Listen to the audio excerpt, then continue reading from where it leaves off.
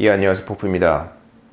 예전에 제가 게임 프로그래머 직종에 대해서 조금씩 해서 언젠가 더 훑을 거라고 얘기를 했어요. 그래서 오늘도 그걸 하나 만들어 볼게요. 오늘은 제가 가장 확실히 말할 수 있는 직종이에요. 왜냐면 제가 한 10년 해먹은 직종이니까. 프로그래머 중에 그래픽스 프로그래머, 아니면 렌더링 프로그래머로도 부르죠. 얘네 뭐 하는 애들이냐, 이제 한국은 보통 클라이언트 프로그래머, 서버 프로그래머가 나눠서 그냥 클라이언트, 내 컴퓨터에 도는 거 하는 애들 다 있고 서버에 도는 거 따로 하는 애들 다 있는데, 이제 그게 세분화되기 시작하고 팀이 커지면 특정 분야가 생기는 거겠죠. 그래서 해외에서는 보통 전문 분야가 있는 애들이 더 많아요. 그래서 저도 이제 그래픽 프로그래머가 있었고, 제가 이제 그래픽 프로그래머가 하면은 저희 아버님이 언제나 그래, 네가 게임에서 그 아트 만드는 거야? 막 나오는 모델 그 예쁘고 네가 만드는 거야? 라고 물어보세요. 아니죠. 그건 아티스트가 할 뿐이에요. 그래픽 프로그래머가 하는 일이 뭐냐면, 그러니까 이 게임 속에 나오는 모델이라던가 이미지라던가 이거는 다 누군가가 만든 거잖아요. 이미지면은 2D의 이미지를 만드는 거겠고, 3D면은 누군가가 이렇게 찰을 깎고 모형을 만들듯이 그런 프로그램을 가지고 이게 3차원으로 모양을 만드는 거예요. 그러면 그건 누군가 만들었는데 그거를 이제 게임 속에서 보여줄 기술이 필요한 거죠. 그럼 그 기술을 만드는 게 그래픽 프로그래머예요.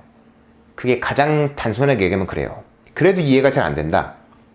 그러면 이제 3ds max나 마야를 써보신 분들도 계실 거고, 오토캐드를 써보신 분들도 계실 거고, 그게 아니면 그 구글 맵 이런 데 가보면 스케치업인가? 뭐 그런 프로그램을 다운받아갖고 간단한 모양을 만들어서 구글 맵에 3D 모델로 올려줄 수가 있어요.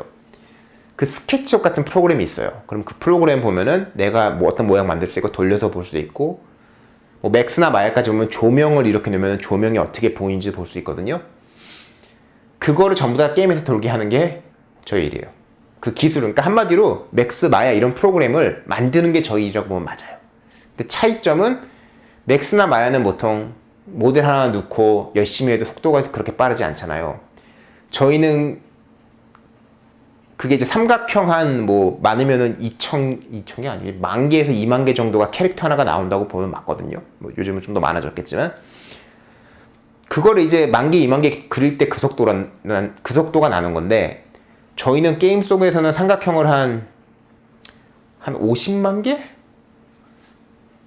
50만 개 좀 많은가? 아니야, 예전에 한 30만 개 그렸으니까 되게 예전에 50만 개 정도 이상을 실시간으로 그리는 게 저희 일이에요. 그러니까 그 기술을 만드는 게, 실시간이라는 거는 1초에 30번에서 60번 정도 그려야 되는 거죠. 그럼 1초에 처리하는 그 삼각형 양이 아까 뭐 50만 개 곱하기 2 하면은 100만 개고, 거기다 30 곱하면 3천만 개. 그러니까 3천만 개에서 1,500만 개, 3천만 개 정도를 1분에 그릴 수 있어야 되는 기술을 만드는 게 저희 일이에요. 그만큼 성능이 매우 중요하죠. 또 저희가 또 이제 게임 쪽만 아니라 영화 쪽에서도 일을 할 수는 있어요. 그러면 저희는 어떤 일을 하냐면, 영화 쪽에서 똑같은 일을 하는 거죠. 영화도 그런 3D 캐릭터 가져다가 만들고 화면을 찍는 거니까. 차이점은 그 친구들은 실시간으로 돌리질 않아요. 그 친구들은 이게 실시간으로 안 돌더라도 막 30분에 한 장이 나오더라도 그거를 다 따로 저장을 해놓은 다음에 그 프레임 다 맞춰갖고 보여주면 되는 거예요, 차례대로. 영화가 원래 그런 거잖아요. 2D 이미지 연속으로 찍어놓은 다음에 보여주는 게 영화일 뿐이니까. 그래서 그쪽에서 하는 일과 저희 쪽에 하는 일은 좀 다른데, 그런 부분에서 기본은 똑같고 영화 쪽 퀄리티가 게임보다 높은 이유도 그거예요. 그럼 그래픽 프로그래머가 그러면 해야 되는 게 뭐냐? 저희는 삼각형을 화면에 그릴 수 있어야 되고, 삼각형을 어느 위치에도 옮길 수 있도록 변환을 시켜야 되고, 카메라가 움직인다고 가정을 하면은 거기에서 삼각형을 보여주는 방법도 있어야 되고, 이거용으로 특별히 제작된 언어가 있어요. 이제 이거는 특별히 제작된 하드웨어도 있고, 그래픽 카드가 그거예요. 그리고 그래픽 카드에 돌리는 언어가 있어요. 조명 같은 거 입힐 때 그걸 보통 저희가 쉐이더라 그러고, 그걸 작성하는 일도 저희 일이었고, 뭐 지금도 저희 일인 경우도 많고, 나중에는 이제 조명을 몇천 개를 계산해야 될 때 어떻게 하면 더 빨라지냐 해서 새로운 방법을 개발하기도 하고, 남들이 개발한 방법을 가져다 쓰기도 하고, 뭐 피부를 어떻게 표현할 거냐, 이 피부를 사실처럼 표현하기 위해서는 이거 피부가 굉장히 복잡한 표면이거든요. 조명을 받으면 그대로 조명이 반사되는 게 아니라 어느 정도 침투가 돼서 튀어나오기도 하고, 속에 있는 혈관이 보이기도 하고, 두꺼운 데야 얇은 곳이 있기도 하고, 여기는 좀 더 기름지고 여기는 안 지고, 이런 것들도 있기 때문에 피부는 굉장히 복잡한 건데 그런 거 어떻게 표현할 거냐, 그런 것도 이제 쉐이더에서 수학 계산으로 다 하는 거죠. 빛이 여기서 들어올 때 나는 표면이 여기 있고, 그럼 물리적으로 이게 이렇게 계산되니까 이런 계산을 100%는 아니어도 비슷하게 흉내내서 만든다. 그럼 여기서 끝나는 거냐? 그것도 아니에요. 실제 그래픽 프로그래머가 또 해야 되는 일 중에 하나가, 아까 만든 아티스트가 만든 그 모델들 있잖아요. 3D 모델, 맥스나 마야, 뭐 오토캐드에서 만든 거, 이걸 게임에서 돌려야 되잖아요. 이 포맷을 그대로 맞출 수는 없잖아요.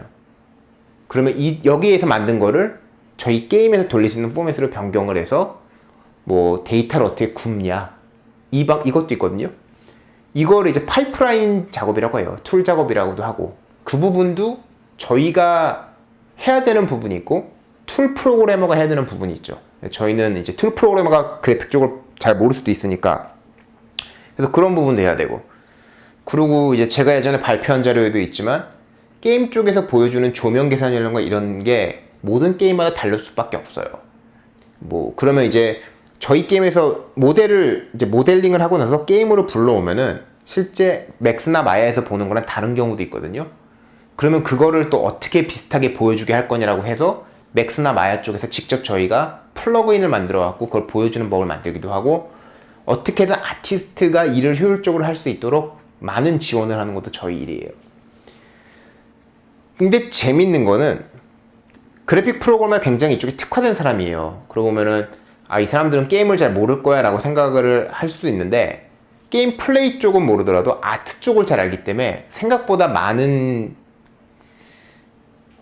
다른 그룹들하고 일을 해야 되고, 또 그래픽 하드웨어는 굉장히 특화되고 성능에 맞춰 나온 하드웨어거든요. 그래서 이거를 하는 사람들은 성능 쪽을 굉장히 잘 알아요.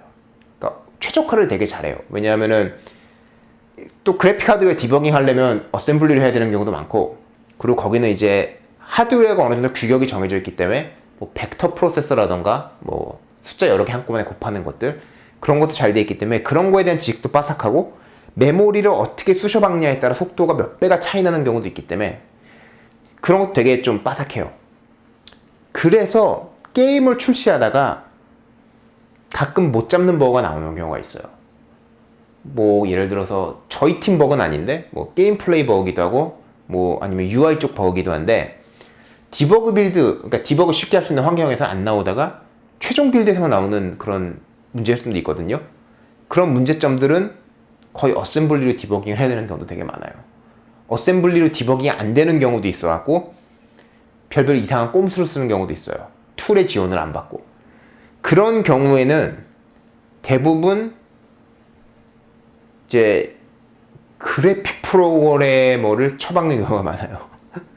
그래서 걔네들이 정말 이상한 버그, 남들 못 잡는 버그를 어셈블리까지 봐가면서 고쳐야 된다 그러면 그래픽 프로그래머부터 쳐박아요. 왜냐하면 걔네들이 가장 로우 레벨을 잘 알고 최적화를 잘 알고, 그리고 워낙 그래픽의 디버깅 툴 이런 게 되게 구리기 때문에 일반 코딩에 비해서 그런 디버그 툴이 없을 때 어떻게 논리적으로 이것저것 시도해 보면서, 아니면 화면에 뭔가 엉뚱한 걸 보여주면서까지 디버깅을 할 수 있는 애들은 그래픽 프로그래머가 크고, 네트워크 프로그램도 솔직히 그건 잘하긴 해요. 왜냐면 걔네들도 거의 비슷한 처지라. 근데 그래픽 프로그래머보다는 좀 툴이 많죠, 사실은. 그래서 그래픽 프로그래머는 가장 게임 휴가를 늦게 갑니다. 게임 끝날 때. 그래서 이제 보통 게임이 이제 막 열심히 만들다가 어느 정도 이제 출시쯤이 되면 이제 사람을 좀 휴가를 보내거나 빼요, 약간씩. 왜냐면은 계속 150명으로 게임 만들 수는 없잖아요. 마지막에 가면은 점점 뭐 80명, 70명, 60명 줄여가다가 게임 최종 뭐 나가고 끝날 때는 이제 서비스 팀만 남는 이런 시기죠. 근데 그 게임 출시 전까지 보통 이제 게임 플레이 쪽 애들은 많이 휴가를 보내요. 몇 명 남겨놓고, 야 우리 끝났으니까 더 이상 게임 플레이 놓을 것도 없고 가. 오디오 애들은 특별히 문제 없으니까 뭐 한두 명 남고 가.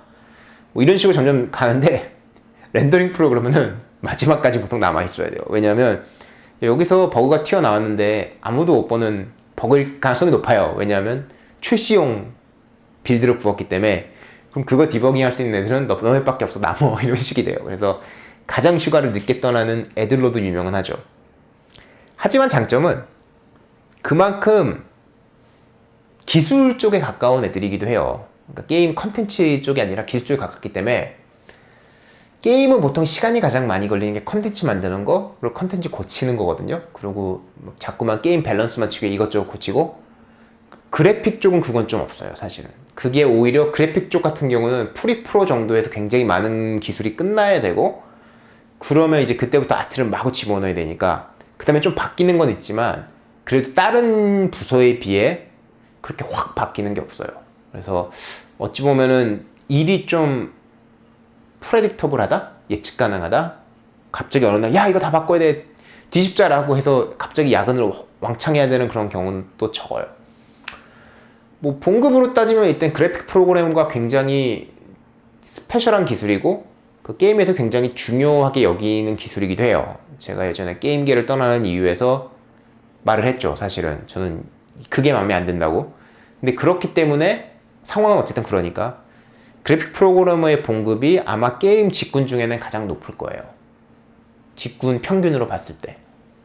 그 게임 그 프로그래머에서 갈리는 걸로. 뭐 아티스트하고 다 포함해도 그렇고. 그래서 봉급은 가장 높아서 그것 때문에 이제 게임 프로그램의 꽃이라고 불리는 경우도 있어요. 뭐 자본주의 시대에서는 돈을 많이 받는 게 실력이 있다라고 보기 때문에. 근데 뭐 전편에서 DBA에 대해서 말했듯이 그냥 수요가 높은 거고 그만큼 잘할 수 있는 사람이 적은 걸 수도 있고. 제가 그래픽 프로그램을 좋아했던 이유는 제가 시작할 때는 그래픽이 정말 중요했어요. 그래픽이 워낙 후작서고 게임들이 이거를 발전시켜야 될 정도가 있었고 될 이유가 있었고 그때 나왔던 콘솔 PS2에서 PS3 넘어갈 때 이 시점에 콘솔이 그 거의 슈퍼컴퓨터 수준이었기 때문에 그럴 수 있는 기회도 있었고 그리고 저는 뭐든 간에 결과를 빨리 볼 수 있는 걸 좀 그래도 좋아하는 편이에요. 다른 시스템에 비해 그래픽 프로그래밍은 뭐를 만들면 곧바로 화면에 떠서 결과를 보여주기 때문에 뭔가 보상감이 더 있더라고요. 그리고 누구한테 쉽게 보일 수도 있고 게임 아니 뭐 아티스트한테 보여주고 야 이거 됐어 하면 됐구나라고 하지만 네트워크 프로그래밍 같은 경우는 정말 보여주기 애매하거든. 야 네트워크 패키지로 가서 이게 갔어. 그게 뭔데? 이런 개념도 될 수 있고 그래서 어찌 보면은 좀 자랑거리도 되고 제가 쉽게 봐서 보상감도 얻을 수 있고 그리고 마지막 이유 그리고 아마 이게 제일 중요한 이유일 것 같기도 한데 제가 생각할 수 있는 프로그래밍 중에 가장 어려웠어요. 막 뭐 3D 수학도 들어가고 조명 계산도 들어가야 되고 아티스트랑 일하는 것도 있고 이런저런 걸 생각했을 때 정말 가장 기술적으로나 뭐 리서치적으로 그러니까 뭐 연구를 해야 되는 것들로 가장 힘든 쪽이 아니었나. 그러면서도 보상감이 바로 있고 그래서 저는 되게 좋아했던 것 같아요. 그래서 그래픽 프로그래머는 이제 그 정도면은 대충 설명을 한 것 같죠. 뭐 요즘 뭐 엔진이 좋아져서 뭐 그런 프로그래머가 덜 필요하다 이런 얘기도 있지만 글쎄 그거가 되게 재밌어진 게 저는 그때 이제 당연히 뭐 그렇게 되면은 영화 쪽으로 옮기면 상관없을 거라 생각을 했는데 실제 상관이 없고요. 그걸 떠나서 지금 또 가상현실이나 증강현실이 또 이렇게 막 부글부글 끓어올라오고 있잖아요. 그럼 그거 할 수 있는 애 누구야? 어차피 그래픽 프로그래머예요. 그래서 그래픽 프로그래머는 또 어이없게 새로운 길을 찾은 거죠. 그래서 게임 쪽에서 그래픽 프로그래머의 위치가 없어졌냐? 아직은 모르겠어요. 저는 게임 쪽에서 그래픽 프로그래머로서 자리를 잡기가 어렵지가 않기 때문에. 근데 주니어나 이런 사람들? 아니요, 그건 아니에요. 제가 전에 있던 회사에서 봤을 때 요즘은 많은 그래픽 프로그래머가 게임을 떠나서 다른 쪽으로 옮겨갔어요. 사실은 재밌는 쪽으로. 그러니까 제가 예전에 게임 프로그래머를 관두는 이유에서 말했던 거랑 비슷하게 느끼는 사람들이 많았던 것 같아요. 그런 사람들이 이제 떠나갔고 그래서 오히려 저희는 괜찮은 그래픽 프로그램을 찾을 수가 없어서 고생 중이었어요. 그래서 렌더링 프로그래머에 대한 수요는 아직도 많다고 봐요. 괜찮은 애들을 못 구할 정도였으니까. 그 정도면은 이제 할 말 다 한 것 같죠. 예. 제가 가장 잘하는 직종이니까 또 열심히 말을 많이 한 것 같네요. 포프였습니다.